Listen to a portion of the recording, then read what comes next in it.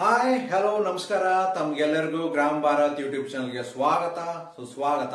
ನಾನು ಸಂಜೀವ್. ಸ್ನೇಹಿತರೆ, ಇವತ್ತಿನ ನನ್ನ ಒಂದು ಥಂಬ್ನೇಲ್ನಲ್ಲಿ ನೋಡಿರಬಹುದು.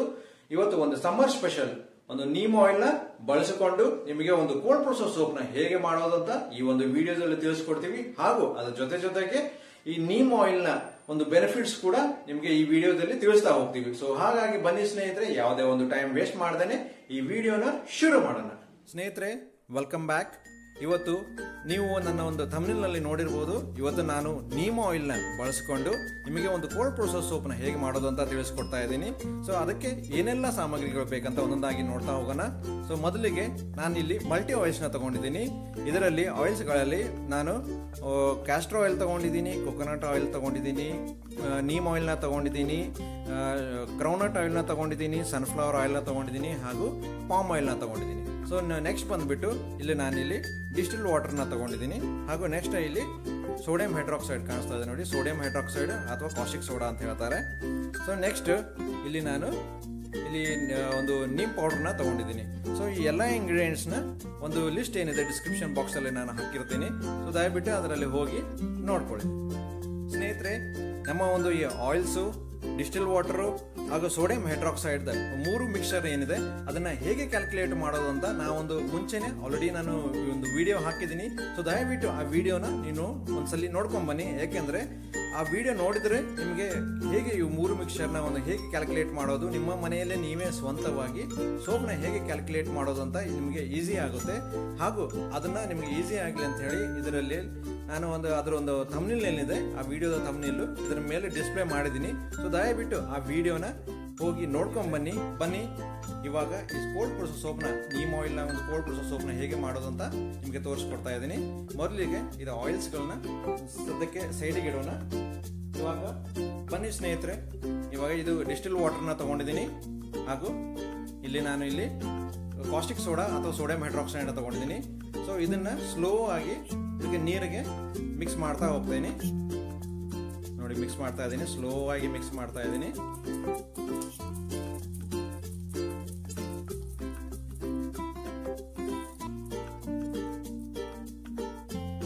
ಎಲ್ಲಾನು ಚೆನ್ನಾಗಿ ಖಾಲಿ ಮಾಡ್ಕೊಳ್ಳಿ ನೋಡಿ ಸ್ನೇಹಿತರೆ. ಇದನ್ನು ಪಕ್ಕಕ್ಕೆ ಇಡ್ತೀನಿ. ಇವಾಗ ನೋಡಿ ಹೇಗೆ ಮಿಕ್ಸ್ ಆಗ್ತಾ ಇದೆ, ಸ್ಲೋ ಆಗಿ ಸ್ಟಾರ್ಟ್ ಆಗಿದೆ ಮಿಕ್ಸಿಂಗ್. ಸೊ ಇದೇ ರೀತಿ ನೀವು ಕೂಡ ಚೆನ್ನಾಗಿ ಮಿಕ್ಸ್ ಮಾಡ್ಕೊಳ್ಳಿ ನೋಡಿ. ನೀರಿತ್ತು, ಇವಾಗ ಹೇಗೆ ಹಾಲ್ ರೀತಿ ಕಾಣ್ತಾ ಇದೆ. ಇದು ಡಿಸ್ಟಿಲ್ ವಾಟರು ಹಾಲ್ ರೀತಿ, ಸೋಡಿಯಂ ಹೈಡ್ರಾಕ್ಸೈಡ್ ಅಥವಾ ಕಾಸ್ಟಿಕ್ ಸೋಡಾ ಮಿಕ್ಸ್ ಮಾಡಿದ್ಮೇಲೆ ನಿಮಗೆ ಇಲ್ಲಿ ಹಾಲ್ ರೀತಿ ಕಾಣ್ತಾ ಇದೆ. ಸೊ ಹೀಗೆ ಚೆನ್ನಾಗಿ ಮಿಕ್ಸ್ ಮಾಡ್ಕೊಳ್ಳಿ.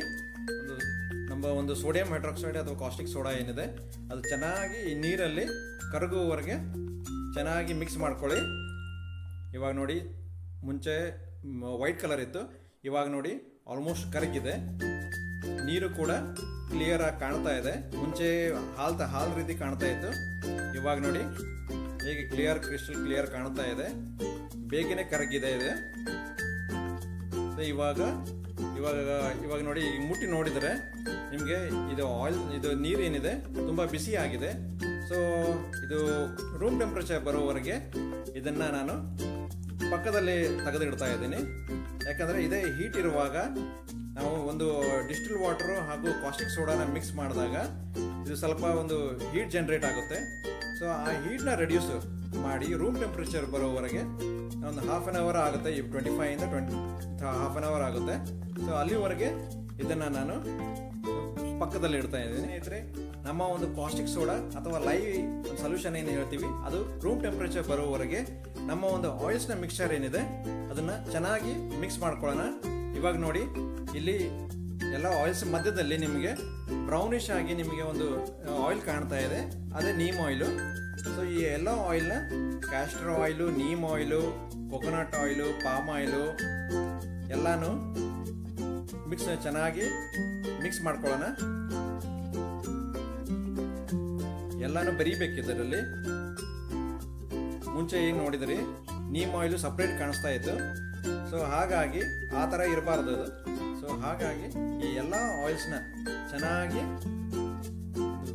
ಬೆರೆತ ಹಾಗೆ ಒಂದೇ ಒಂದು ಕಲರ್ ಕಾಣಿಸ್ಬೇಕು ಇದಕ್ಕೆ.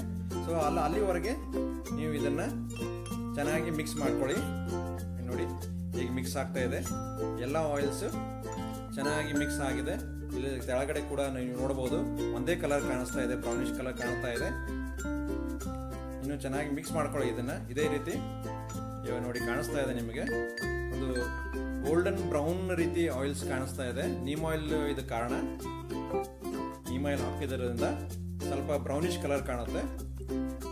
ಎಲ್ಲ ಆಯಿಲ್ಸ್ಗಳು ತುಂಬಾ ಚೆನ್ನಾಗಿ ಬೆರ್ತ ಆಗಿದೆ, ಒಂದೇ ಕಲರ್ ಆಗಿ ಕಾಣ್ತಾ ಇದೆ ನೋಡಿ, ಒಂದೇ ಗೋಲ್ಡನ್ ಬ್ರೌನ್ ಕಲರ್ ಕಾಣ್ತಾ ಇದೆ ನೋಡಿ.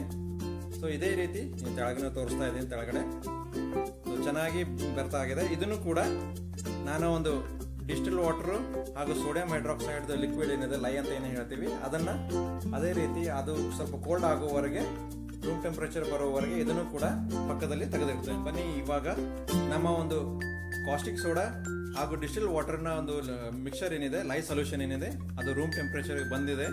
ಆಲ್ಮೋಸ್ಟ್ ಒಂದು 25 ನಿಮಿಷ ತಗೋತು ರೂಮ್ ಟೆಂಪರೇಚರ್ ಬರೋಕ್ಕೆ. ಇವಾಗ ಅಲ್ಲಿವರೆಗೆ ನಾನು ಇದು ಮಿಕ್ಸ್ ಮಾಡಿದೆ, ಇದನ್ನು ಕೂಡ ಚೆನ್ನಾಗಿ ಮಿಕ್ಸ್ ಆಗಿದೆ. ಸೊ ಇವಾಗ ಬನ್ನಿ ಸ್ನೇಹಿತರೆ, ಈ ಎರಡು ಒಂದು ಲೈ ಸೊಲ್ಯೂಷನ್ ಹಾಗೂ ಆಯಿಲ್ಸ್ನ ಮಿಕ್ಸರ್ನ ಎರಡನ್ನು ಮಿಕ್ಸ್ ಮಾಡ್ಕೊಳ್ಳೋಣ. ಇದನ್ನು ಕೂಡ ಸ್ಲೋ ಆಗಿ ಇದನ್ನ ಚೆನ್ನಾಗಿ ಇದಕ್ಕೆ ಸ್ಲೋ ಆಗಿ ಮಿಕ್ಸ್ ಮಾಡ್ತಾ ಹೋಗಬೇಕು.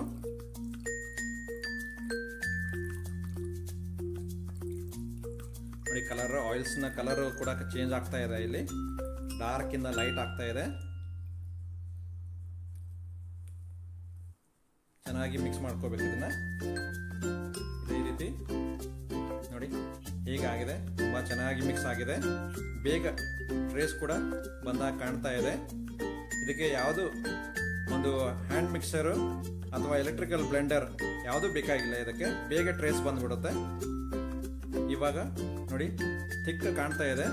ಈ ಸ್ಟೇಜಲ್ಲಿ ನಾನು ಇದಕ್ಕೆ ನೀಮ್ ಪೌಡರ್, ನಾನು ಮುಂಚೆನೆ ತೋರಿಸಿದೆ, ನೀಮ್ ಪೌಡರ್ ಏನು ತಗೊಂಡಿದ್ದೆ ಅದನ್ನ ಇದಕ್ಕೆ ಮಿಕ್ಸ್ ಮಾಡ್ಕೋತೀನಿ.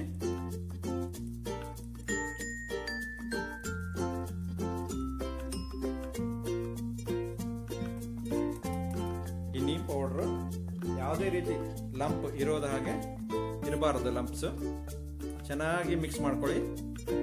ಯಾಕಂದ್ರೆ ಈ ಪೌಡರ್ಗಳನ್ನ ನಾವು ಫುಲ್ಲಿ ಟ್ರೇಸ್ ಬರೋಕ್ಕಿಂತ ಮುಂಚೆನೆ ಇದರಲ್ಲಿ ಮಿಕ್ಸ್ ಮಾಡಿಬಿಡ್ಬೇಕು. ಯಾಕಂದ್ರೆ ಪೌಡರ್ ಹಾಕಿದ ತಕ್ಷಣ ಬೇಗ ಟ್ರೇಸ್ ಬಂದ್ಬಿಡುತ್ತೆ.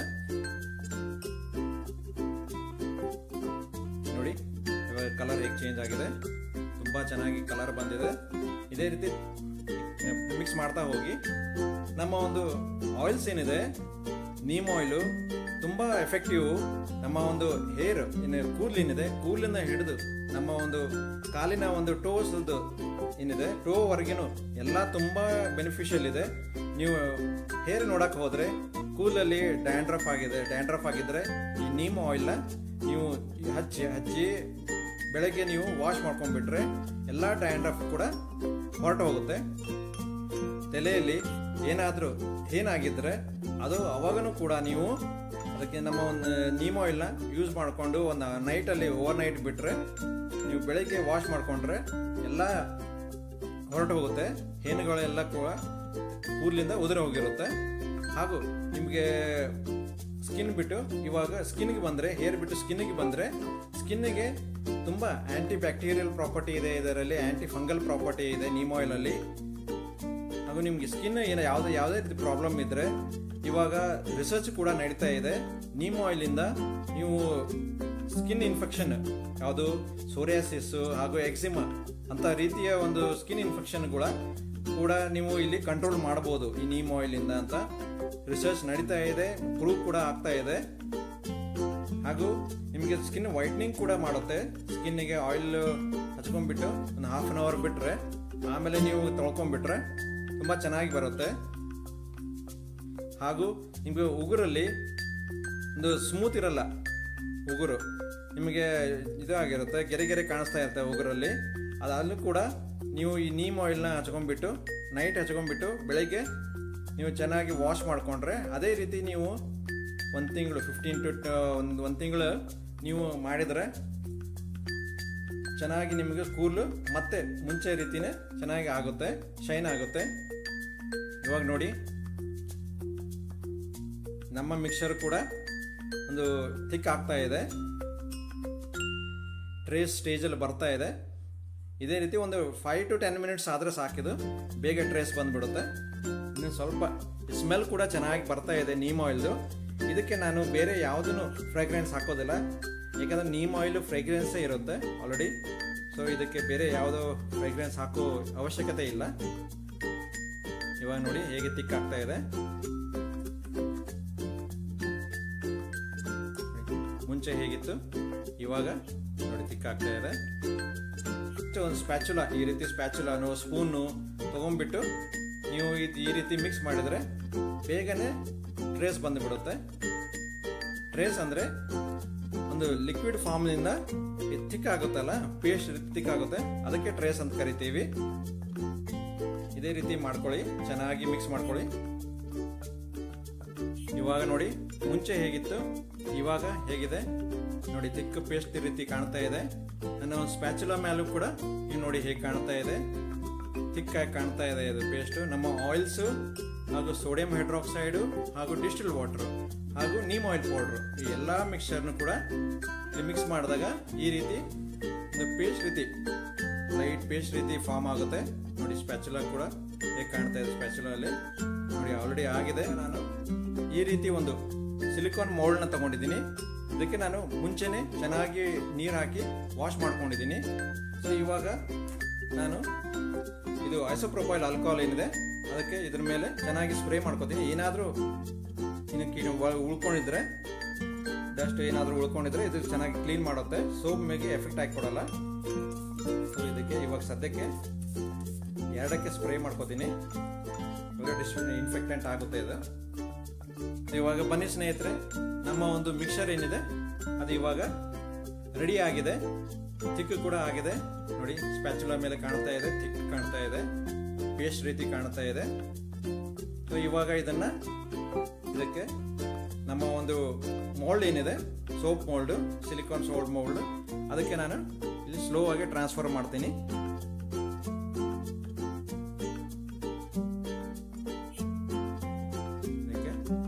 ನೆಕ್ಸ್ಟ್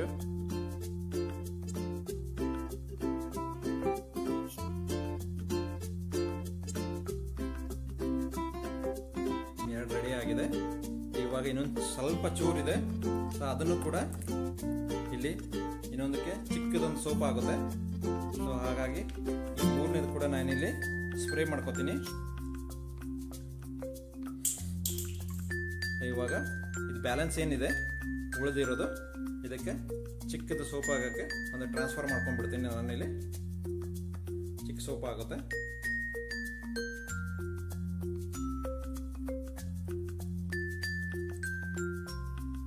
ನೀವು ಎಲ್ಲಾನು ಯಾವುದ್ರಲ್ಲಿ ಮಾಡಿರ್ತೀರ ಬೀಕರ್, ಅದನ್ನೆಲ್ಲಾನು ಒಂದು ಬಿಡದ ಹಾಗೆ ನೀವು ನಿಮಗೆ ನಿಮ್ಮ ಒಂದು ಮೋಲ್ಡ್ ಏನಿದೆ, ಸಿಲಿಕಾನ್ ಆಗಿರ್ಬೋದು ಅಥವಾ ಪೇಪರ್ ಕಪ್ಸ್ ಏನಿದೆ, ಅದಕ್ಕೂ ಕೂಡ ನೀವು ಟ್ರಾನ್ಸ್ಫರ್ ಮಾಡಿಕೊಂಡು ನೀವು ಸೋಪ್ ರೀತಿ ಮಾಡ್ಕೋಬೋದು. ನೀವು ನೋಡಿ ಈ ರೀತಿ ಬ್ಯಾಲೆನ್ಸ್ ಏನು ಉಳಿಬಾರ್ದು. ಇದರಲ್ಲಿ ಚೆನ್ನಾಗಿ ಏನಿದೆ ಇದರಲ್ಲಿ ಎಲ್ಲನೂ ಚೆನ್ನಾಗಿ ಅದಕ್ಕೆ ಟ್ರಾನ್ಸ್ಫರ್ ಮಾಡ್ಕೊಂಡ್ಬಿಡ್ಬೇಕು.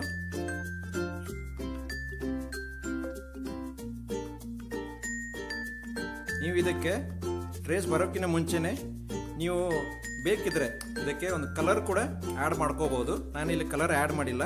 ನೀವು ಬೇಕಂದರೆ ಗ್ರೀನಿಶ್ ಕಲರ್ ನೀಮ್ ರೀತಿ ಕಾಣಿಸ್ಬೇಕಂತಂದರೆ ಇದಕ್ಕೆ ಬೇಕಿದ್ರೆ ನೀವು ಲಿಕ್ವಿಡ್ ಕಲರ್ ಬರುತ್ತೆ, ಪೌಡರ್ ಕಲರ್ ಬರುತ್ತೆ, ಅದನ್ನು ಕೂಡ ಇಲ್ಲಿ ಆಪ್ಷನ್ ಇದೆ, ಅದು ಆಪ್ಷನಲ್ಲು ನೀವು ಬೇಕಿದ್ರೆ ಹಾಕೋಬೋದು. ಕಲರ್ನ ಆ್ಯಡ್ ಮಾಡ್ಕೊಂಡ್ಬಿಟ್ಟು, ಈಗ ಟ್ರೇಸ್ ಬಂದ ಮೇಲೆ ನೀವು ಕಲರ್ ಆ್ಯಡ್ ಮಾಡೋಕ್ಕಾಗಲ್ಲ, ಅದು ಮಿಕ್ಸ್ ಆಗಲ್ಲ, ಕರೆಕ್ಟಾಗಿ ಮಿಕ್ಸ್ ಆಗಲ್ಲ. ಸೊ ಹಾಗಾಗಿ ಸ್ವಲ್ಪ ಮೀಡಿಯಮ್ ಟ್ರೇಸ್ ಬಂದಾಗ ನೀವು ಅದನ್ನು ಕಲರ್ನ ಆ್ಯಡ್ ಮಾಡಿ ಆಮೇಲೆ ಫುಲ್ ಟ್ರೇಸ್ ಬರೋವರೆಗೆ ನೀವು ಮಿಕ್ಸ್ ಮಾಡ್ಕೋಬೇಕು. ನೋಡಿ ಇಲ್ಲಿ ನಾನು ಎಲ್ಲನೂ ಟ್ರಾನ್ಸ್ಫರ್ ಮಾಡ್ಕೊಂಡಿದ್ದೀನಿ. ಯಾಕಂದರೆ ನಮ್ಮ ಆಯಿಲ್ಸ್ ಎಲ್ಲ ತುಂಬ ಕಾಸ್ಟ್ಲಿ ಆಯಿಲ್ಸ್, ಹಾಗಾಗಿ ಎಲ್ಲನೂ ಮೋಲ್ಡ್ಗೆ ಟ್ರಾನ್ಸ್ಫರ್ ಮಾಡ್ಕೋತೀನಿ. ಇವಾಗ ನೋಡಿ ಎಷ್ಟು ಚೆನ್ನಾಗಿ ಬಂದಿದೆ, ರೆಡಿ ಆಗಿದೆ. ನಮ್ಮ ಒಂದು 3 ಸೋಪ್ ರೆಡಿ ಆಗಿದೆ. ಇವಾಗ ಇದನ್ನ ಕ್ಲೀನ್ ಮಾಡ್ಕೊಂಡ್ಬಿಡ್ತೀನಿ. ಗಟ್ಟಿ ಆಗಿದ್ದಕ್ಕಿಂತ ಮುಂಚೆನೆ ಈ ರೀತಿ ನೀವು ಈಕ್ವಲ್ ಆಗಿ ಮಾಡ್ಕೋಬೇಕು. ಕರೆಕ್ಟ್ ಆಗಿ ಲೆವೆಲ್ ಆಗಿ ಸೋಪ್ ರೆಡಿ ಆಗುತ್ತೆ. ಶೇಕ್ ಮಾಡಿದಾಗ ಒಂದೇ ಕಡೆ ಕೂಡೋದಿಲ್ಲ, ಅದು ಎಲ್ಲ 4 ವಾಲ್ಸ್ಗೆ ಚೆನ್ನಾಗಿ ಮಿಕ್ಸ್ ಆಗುತ್ತೆ, ಹೋಗಿ ಕೂಡುತ್ತೆ. ಇವಾಗ ನೋಡಿ ಎಷ್ಟು ಬೇಗ ಗಟ್ಟಿ ಆಗಿಬಿಡ್ತು ನಮ್ಮ ಸೋಪು. ಎಲ್ಲ ಕಾರ್ನರ್ದಲ್ಲಿ ಕೂಡ್ಕೊಳ್ಳುತ್ತೆ. ಎಲ್ಲಾದ್ರೂ ಗ್ಯಾಪ್ ಇದ್ರೆ ನೀವು ಸ್ಪ್ಯಾಚುಲಾ ತಗೊಂಡ್ಬಿಟ್ಟು ಇದನ್ನ ಕೂಡಿಸ್ಕೋಬಹುದು, ಒಂದು ಲೆವೆಲ್ಗೆ ತರ್ಕೋಬಹುದು ನೀವು.